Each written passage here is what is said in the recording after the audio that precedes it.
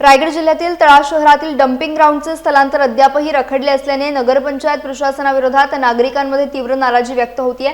सध्या तळा धरणाजवळील नगरपंचायतच्या जागेत शहरातील ओला आणि सुका कचरा एकत्रितपणे टाकला जात आहे। मात्र डम्पिंग ग्राउंड भोवती संरक्षक भिंत नसल्याने मोकाट जनावरे, कुत्रे आणि पक्ष्यांकडून कचरा परिसरात विखुरला जात असून त्यामुळे दुर्गंधीची समस्या निर्माण झाल्याचा आरोप नागरिकांनी केला आहे। विशेष म्हणजे डम्पिंग ग्राउंड लगत शहरातील मोठ्या भागाला पाणी पुरवठा करणारी बोरवेल असून कुजणाऱ्या कचऱ्यातून निर्माण होणारे दूषित पाणी जमिनीत मुरत असल्याने आरोग्याचा गंभीर प्रश्न निर्माण होण्याची शक्यता व्यक्त केली जाते। नगरपंचायतने यापूर्वी डम्पिंग ग्राउंडचे स्थलांतर आंबेडी येथील स्वतःच्या जागेत करण्यात येणार असल्याचे सांगितले होते।